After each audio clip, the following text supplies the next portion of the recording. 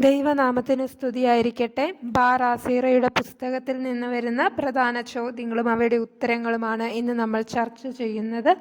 Part 1 ആയിട്ടാണ് ഇത് ക്രമീകരിച്ചിരിക്കുന്നത്. 1. ബാർ ആസീറെ എഴുതിയത് ആര്?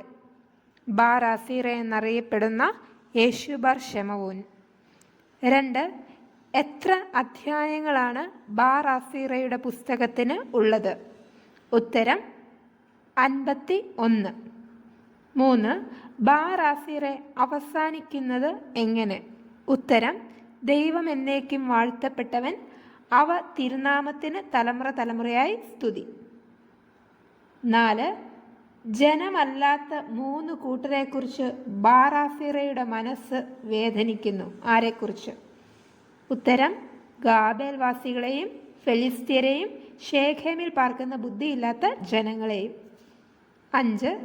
മഹാപ്രധാന ആചാര്യനായ നദാന്യയുടെ മകൻ. ഉത്തരം ശീമോൻ. 6. ജനത്തിന് കിരീടവും സഹോദരന്മാരിൽ പ്രമുഖനുമായവൻ. ഉത്തരം ശീമോൻ. 7. ആരുടെ കാലത്താണ് ദേവാലയം പണിയപ്പെട്ടതും ആലയം ശക്തമാക്കപ്പെട്ടതും ജലാശയം കുഴിച്ചുണ്ടാക്കിയതും? ഉത്തരം ശീമോൻ. 8. മേഘങ്ങളുടെ ഇടയിൽ കൂടി ഉയർന്നു വരുന്ന ഉദയനക്ഷത്രം എന്ന് വിശേഷിപ്പിച്ചത് ആരെ? ഉത്തരം ശീമോൻ. 9. വിശുദ്ധ ശക്തിയുടെ പ്രഭ മൂലം ശോഭിതനായിരുന്നവൻ. ഉത്തരം ശീമോൻ. 10. അവൻ്റെ സഹോദരന്മാർ കിരീടം പോലെയും അവൻ്റെ ചുറ്റും നിന്നിരുന്നു. ആരുടെ? ഉത്തരം ശീമോൻ. 11. എന്തിൻ്റെ ഔന്നിത്യമാണ് മറ്റെല്ലാറ്റിനേക്കാളും ഉന്നതമാക്കുന്നത്? ഉത്തരം ദൈവഭക്തിയുടെ. 12. എൻ്റെ മകനെ, നീ അത് കാണണം, നീ അത് ഉപേക്ഷിക്കരുത്. എന്ത്? ഉത്തരം ദൈവഭക്തിയുടെ ഔന്നിത്യം. 13. യൂസോദേക്കിൻ്റെ മകൻ്റെ പേര്? ഉത്തരം യോശുവ. 14.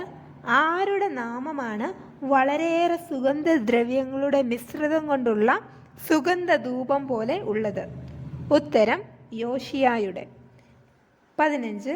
ആരുടെ സ്മരണയാണ് അണ്ണാക്കിന് തേൻകട്ടയേക്കാൾ മാധുര്യമുള്ളത്?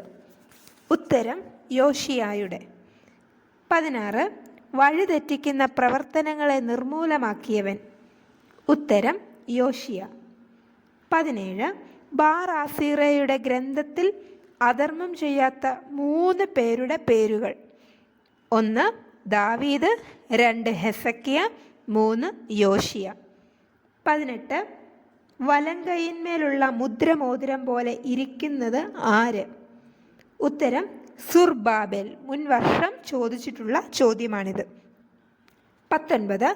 ആരുടെ കാലത്താണ് സെൻഹരീബ് രാജ്യം ആക്രമിച്ചത്? ഉത്തരം ഹെസക്കിയ. 20. അവനായി ഒരു നഗരം നിർമ്മിച്ച് ആര്? ഉത്തരം ഹെസക്കിയ.